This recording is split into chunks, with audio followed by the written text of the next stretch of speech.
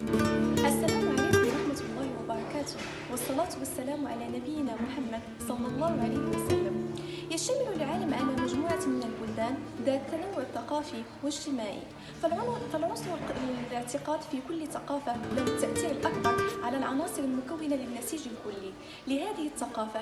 الشيء الذي يجعل التعامل مع كل ثقافة يتطلب الاطلاع عليها والتمعن فيها من أجل بناء علاقات متينة. لذا سوف نحاول من خلال هذا المقطع السفر حول أهم ثقافات العالم.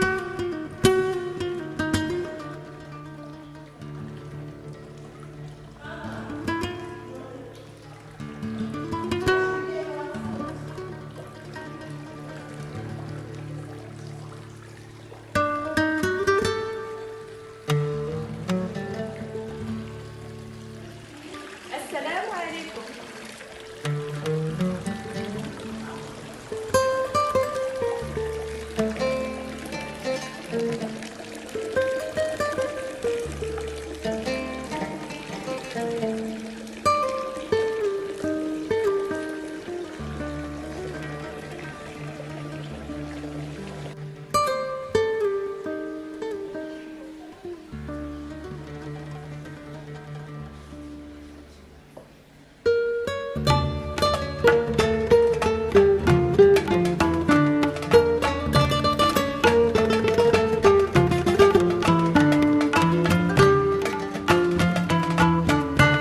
Azul.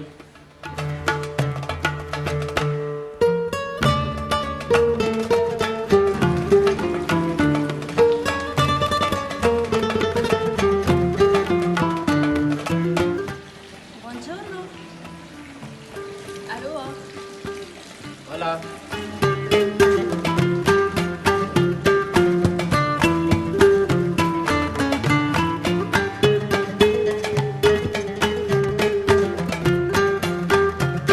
안녕하세요.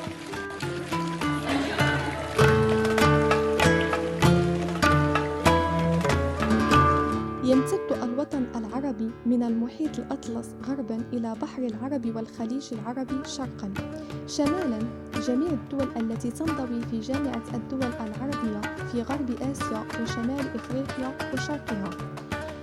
كما يشكل عدد سكان الدول العربية ما يقارب 10% من عدد سكان العالم، بعدد 22 دولة، منها 10 دول في إفريقيا و12 دولة في آسيا، بالإضافة إلى منطقة جنوب السودان باعتبارها دول مستقلة.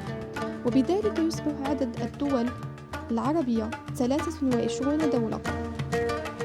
بما أن العالم يشتمل على مجموعة كبيرة من الثقافات، وبكوننا نحن العرب فثقافتنا غنية عن التعريف، ذلك لكونها من أقدم الثقافات الكبرى في تاريخ البشرية، وهي مؤهل لاستئناف دورها، حاضنة لقيم الخير والعدل والمساواة والمحبة والسلام، ونابذة ما يسوء من صور العنف والحرب، ومن بين القيم التي تكتسي أهمية كبرى لدى العرب نجد أهمية الشرف. يمثل الشرف أهمية خاصة لدى الشخصية العربية، فالشرف عند العربي قرين الرجولة، لذلك عند التعامل مع أي عربي يجب التعامل بحذر فيما يخص التعامل مع النساء. الصداقة أولا ثم الأمان. أما العائلة فتكتسي أهمية كبيرة عند العرب خلافا لأهمية الوقت عندهم، والشيء المعروفون به حسن الضيافة ومشاركة الأكل كثيرا كان أو قليلا. لكن الثقافة العربية ما هي إلا رافد من بين الروافد الثقافية بالنسبة للدول المغاربية وخاصة للمغرب. La culture amazigh est présente sur la zone géographique qui s'étend de la vallée des Siwa en Égypte jusqu'aux îles Canaries et de la mer Méditerranéenne jusqu'à la Grande Sahara. C'est-à-dire elle est présente sur plus de 5 pays, le Maroc, l'Algérie, la Tunisie, la Libye, le nord du Mali et le nord du Niger plutôt, et en Mauritanie. Azul est le terme utilisé par les Amazirs pour saluer. Az qui veut dire approcher et Oul qui veut dire le cœur, ce qui va approchez-vous de mon cœur. Cela prouve que les Amazirs sont un peuple ouvert. En plus, les Amazirs sont connus de leur hospitalité et leur curiosité envers les étrangers. Aussi, les Amazirs sont très fiers de leur culture et leur identité, vu sa persistance au fil de l'histoire.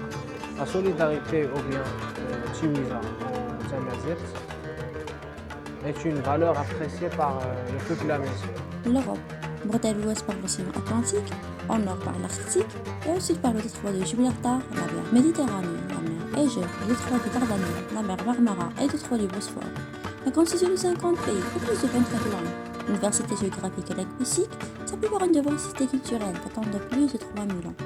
Parmi les cultures les plus anciennes, on trouve la culture méditerranéenne, notamment la culture italienne et espagnole. Alors, je vais vous parler de 5 habitudes italiennes auxquelles vous devez faire attention si vous visitez ou vous rencontrez des Italiens. Premièrement, la famille a une très grande importance dans leur culture, et surtout la maman, qui est considérée comme le pilier de la famille. Les fils peuvent rester avec leur maman jusqu'à 40 ans. Et c'est totalement normal qu'elles prennent soin d'eux jusqu'à cet âge. Deuxièmement, ils sont très croyants.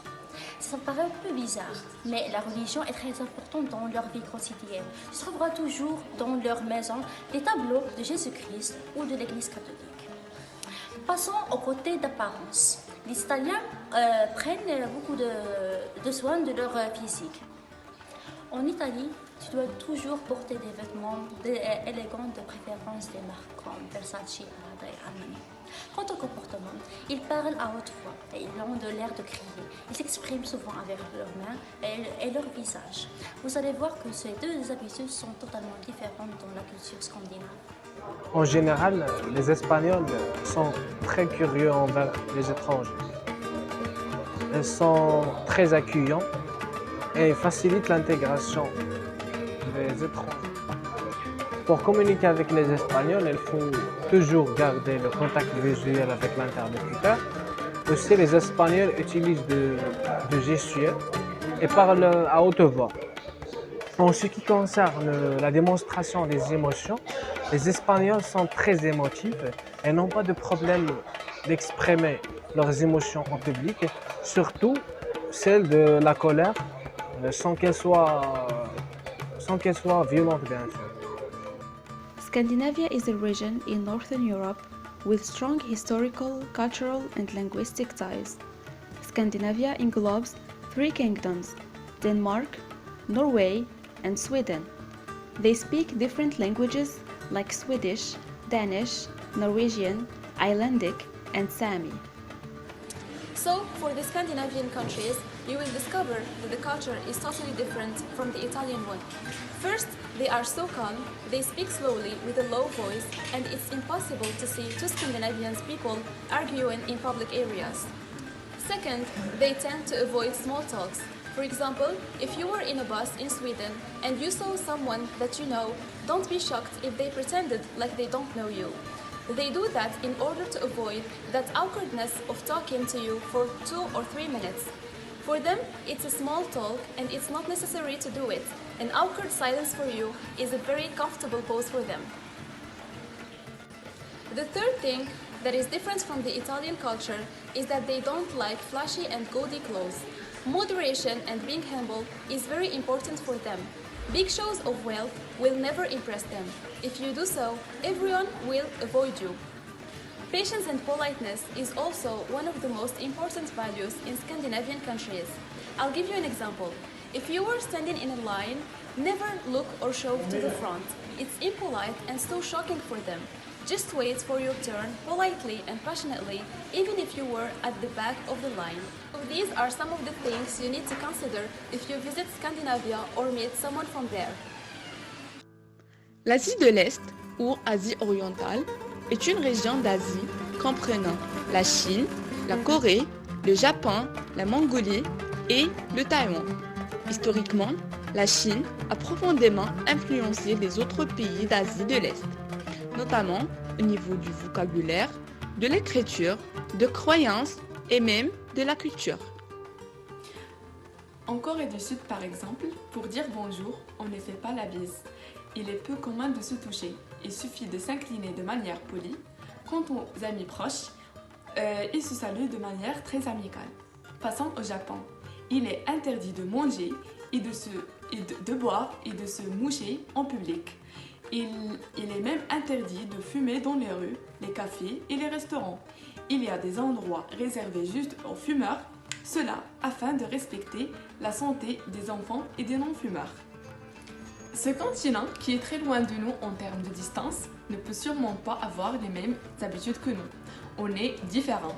Et sa diversité culturelle est le secret qui crée le plaisir quand on veut tisser des liens avec des personnes n'ayant pas la même culture que nous. Maroc et pays asiatiques.